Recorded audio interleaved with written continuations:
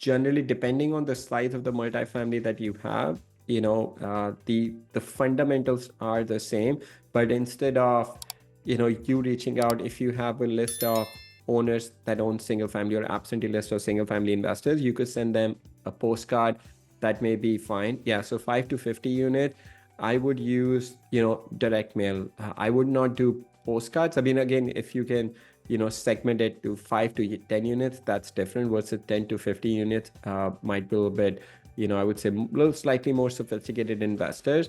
So I would look at direct mail. If you can do, you can try a couple of different things. You can do handwritten letters, and then you can do your professional corporate letters with your business logo and see which one performs better. Couple of other creative things that I've seen other investors do is, if there is an absolutely a property that you're super, super interested in, like, hey, I can't seem to get hold of this person, I've called them, I've texted them, but you have the mailing address, I would send them like, a FedEx package, right? With your offer, with your letter of intent. That generally, nobody is going to receive a FedEx package and not open it. So that's how you get a little bit more attention on like doing some creative things, right? But if you have a list of, and Rodney, how big is your list of investors in your 5 to 50 units that you have? If you give me an idea about the list that you have, that'll depend on your kind of marketing that you can do. But if you have less than, let's say 500 to 1,000 people on your list, I would not do the cheap postcards. Yeah, 1,600. So I would do I would not do postcards to this list. I would do a letter. You could do a handwritten letter if you want, or like handwritten font. I mean, you could do that, or you could do a corporate letter.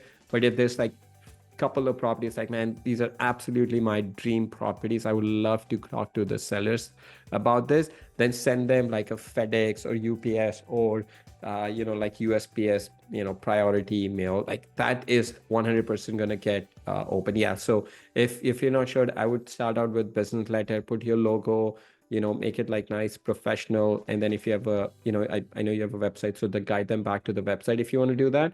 So yeah, that's what I would start out with. I would not do like cheap postcards to multifamily investors. But again, the idea is the same. You want to keep, you can use your own letter. We have like direct mail built in. We have a bunch of different templates, but if you want to use your own letter, we can definitely customize it for you. So there's no issue with that. Again, I would do the same thing, Rodney, on this.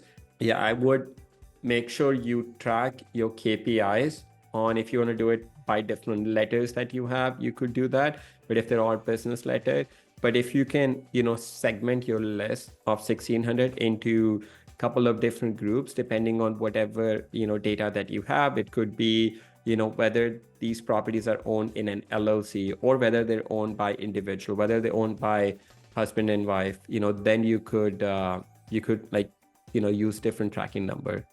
Yeah. Sorry, what's different MSA? Oh, they're not from the same. Oh, okay. Oh, okay. I see what you mean.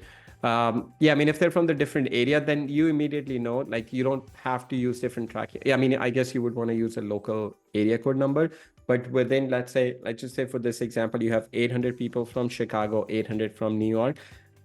For each of the list, there might be some other variables that you can notice for that list. So let's say Atlanta, South Carolina, Tennessee, and Alabama. So let's say let's say you have 400. So even in that each group, you may notice some properties are owned in an LLC, some are owned in a trust, some are owned as individual. So you want to make sure that, are you getting better response from the properties that are owned in a corporate, a trust, or individual. So you want to start tracking at that level. The more detailed, the more granular you get with marketing, the better it will be. So let's say you do, all these 4 metros that you do, and then you find out that all the properties that you're buying are through, mom and pop owners, right? And then you're not getting any response from people that have properties in LLC or trust. Generally, everything else being equal, they generally tend to be more sophisticated.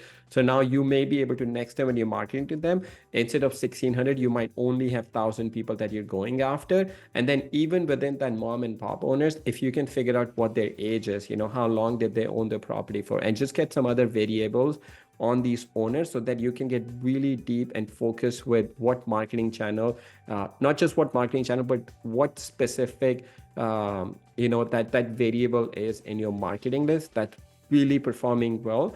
And that gives you an edge. So instead of mailing to 1,600 people, you might realize, hey, you only have to mail to like 400 people, really, really niche list of people based on the data that you looked at. And that's what you go after, rather than going after a 1,600 list of people. You go after 400 list of people because you have data to prove that these are the 400 most likely to buy or most likely to sell based on the data that I have in my area. But that's what I would do. So I agree with you, like starting out with a business letter is the right way to go. And then, but you want to make sure you have a process also built on the back end, right? As you start getting your leads into the system, you want to make sure leads are just part of it, like how the lead is moving through your pipeline, like how many of those are actually qualified, how many appointments you're setting, how many offers you're making, how many contracts you're getting. So you just don't want to look at just the top line number of leads. You want to look at, okay, how are all your leads coming from these different properties that you have are progressing through the marketing channels that you have. Again, with your focus being on ROI at the end of the day, increasing that ROI. Your ROI would be different because you have, you're playing a long-term game. You might have to buy these properties, with cash or financing, and then you refi out, get some rental. But you still want to look at your ROI in the long term.